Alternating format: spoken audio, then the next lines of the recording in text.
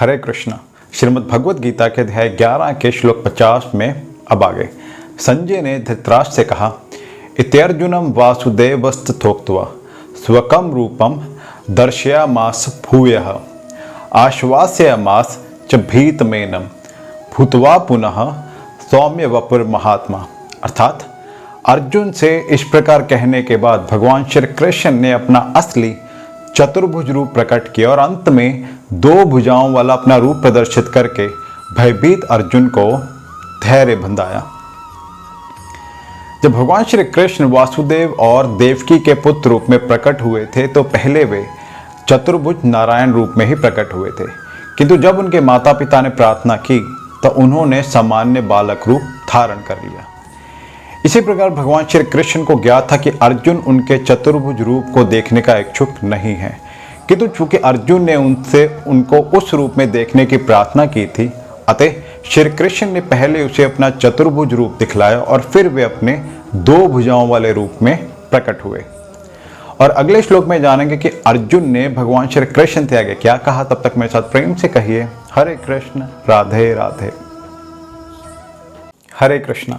श्रीमद् भगवद गीता के अध्याय 11 के श्लोक 51 में अब आगे जब अर्जुन ने भगवान श्री कृष्ण को उनके आदि रूप में देखा तो कहा, दृष्ट्वेदम मानुषम रूपम तब सौम्यम जनार्दन इनादिमस्मि संवृतः सचेतः प्रकृतिम गतः। अर्थात हे जनार्दन, आपके इस अतीव सुंदर मानवीय रूप को देखकर मैं अब स्थिरचित्त हूं और मैंने अपनी प्राकृत अवस्था प्राप्त कर ली है।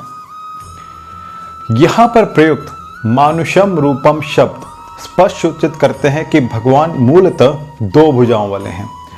जो लोग भगवान श्री कृष्ण को सामान्य मनुष्य मानकर उनका उपहास करते हैं, उनको यहाँ पर भगवान की दिव्य प्रकृति से अनभिज्ञ बताया गया है।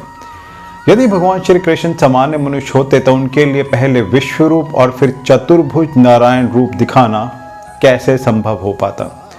शुद्ध भक्त कभी भी कुछ लोगों द्वारा भगवान श्री कृष्ण के विषय में की गई गुमराह करने वाली टीकाओं से विचलित नहीं होता, क्योंकि वो वास्तविकता से अवगत रहता है।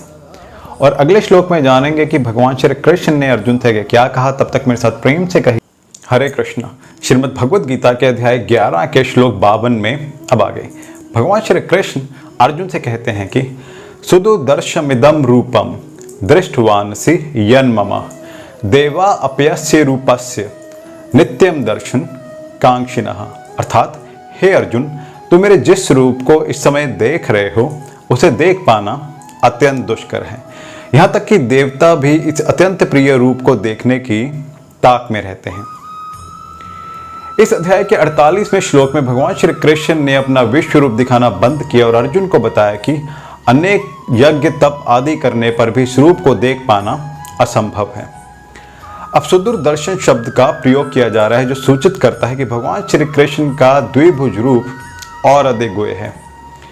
कोई तपस्या, वेदाध्ययन तथा दार्शनिक चिंतन आदि क्रियाओं के साथ थोड़ा भक्ति तत्व मिलाकर भगवान श्री कृष्ण के विश्व रूप के दर्शन संभवतः कर सकता है, किंतु भक्ति तत्व के बिना यह संभव नहीं है। निरंतर कृष्ण भावनामृत और भगवान श्री कृष्ण की भक्ति से आध्यात्मिक आंखें खुल जाती हैं और वह श्री कृष्ण को प्रकट रूप में देख सकता है। ऐसा प्राकट्य देवताओं तक के लिए भी दुर्लभ है, अतः वे भी भगवान श्री कृष्ण को नहीं समझ पाते और उनके द्विभुज रूप के दर्शन करने की ताक में रहते हैं। और अगले श्लोक में जानेंगे कि भगवान श्री कृष्ण ने अर्जुन से आगे क्या कहा। तब तक मेरे साथ